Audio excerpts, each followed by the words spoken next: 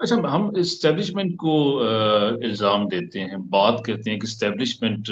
نے قبضہ کیا ہوا ہے، غاصبانہ قبضہ ہے، اسٹیبلشمنٹ نے فلاں کام کر دیا، ہم اسٹیبلشمنٹ سے قبضہ چھڑوائیں گے۔ کیا آپ ایسے نہیں سمجھتے کہ اس وقت جو ملک جس دورائے پہ کھڑا ہے یہ سیاستدانوں کا قصور ہے؟ خاص طور پہ خان صاحب کا جب اسمبلی سے نکل آئے، اسمبلی کو نہیں مانتے تھے، سڑکوں پر بیٹھنا چاہا، اور آخری 1.5 2 سال ضائع کیے، مختلف قوانین پاس پی ڈی ایم نے کر دیے، پھر پی ڈی ایم نے جو جس طریقے سے قوانین پاس کیے، الیکشن کمیشن کے لیے قوانین پاس کیے، مختلف اداروں کے لیے قوانین پاس کیے، آپ کیا سمجھتے ہیں کہ کیا ہم سیاستدان قصوروار ہیں اس سارے معاملے میں ہیں یا صرف اسٹیبلشمنٹ کا قصور دیکھیں بات یہ ہے کہ اس میں نے آپ کو پہلے بھی کہا ہے کہ اسٹیبلشمنٹ بھی خالی ملٹری اسٹیبلشمنٹ نہیں ہے، اس میں پولیٹیکل اسٹیبلشمنٹ بھی تو ہے نا۔ اشرفیہ بھی آپ پہ پاکستان کی مجھے یوں نظر آتا ہے as a political worker, political activist, کہ ایک طرف پاکستان کے عوام کھڑے ہیں اور دوسری طرف یہ سیاسی جماعتوں کی اشرفیہ کھڑی ہے، دوسری طرف یہ اسٹیبلشمنٹ آپ کے جرنیل کھڑے ہیں۔ تو ان لوگوں کا جو گٹھ جوڑ ہے وہ بھی ہم ہمیشہ اس کے اوپر بھی بات کرتے ہیں۔ دوسری بات یہ ہے کہ ایک بات تو مطلب بدقسمتی کے ساتھ کہ جب سے یہ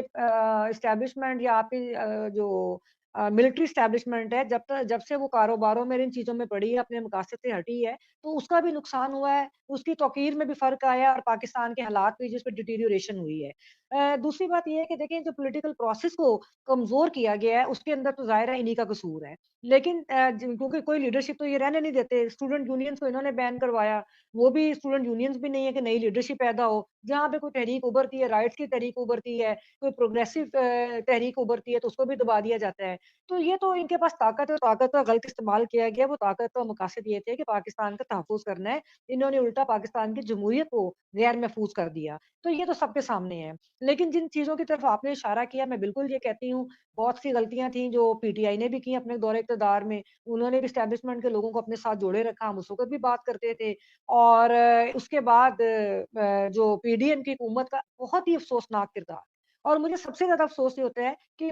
پاکستان کی 13 جماعتیں تقریباً مین اسٹریم پولیٹیکل پارٹیز جس کے اندر شامل ہے، پیپلز پارٹی جس کا اپنا ماضی میں اس کو بہت سارے انہی حالات کا سامنا کرنا پڑا، اس میں شہادتیں ہیں، لیڈرشپ کی شہادتیں ہیں، اس میں عام کارکنوں نے جس طرح جیلیں کاٹے، جس طرح قلعے کاٹے، پیپلز پارٹی کی خواتین آج بھی میں ان کا بہت احترام کرتی ہوں ان سب کا۔ تو یہ اس کا انہوں نے لحاظ نہیں کیا، انہوں نے شارٹ کٹ ڈھونڈا ہوا ہے کہ جی اقتدار میں آنا ہے تو آپ عوام کو چھوڑیں، آپ دوسرے رستوں سے اقتدار میں آ جائیں۔ تو یہ ساروں کا قصور ہے، میں بالکل یہ مانتی ہوں اس بات کو۔ آپ کی جو بیوروکریسی ہے وہ بھی غلام ماننا اس کا کردار ہے پاکستان کے اندر، انہوں نے قوم کو بھی غلام بنانے کی ہی ہمیشہ، انہوں نے کبھی لوگوں کو احساس نہیں کیا، کبھی لوگوں کے مسائل حل کرنے کی طرف نہیں گئے۔ تو پورے پاکستان کی جو اوور ہالنگ ہے اس کی ضرورت ہے، اور اس کے لیے لیکن اور جو پسے ہوئے طبقات ہیں، جو میں ہیں، جو آپ ہیں، جو عام عوام ہیں، ہمیں یہ چاہیے ہم لوگ ایک طرف کھڑے ہیں اور یہ ساری جو طاقتیں ہیں سیاسی ایک طرف کھڑی ہیں۔ تو اس کے لیے مطلب سب کو سوچنا ہوگا، اور سب سے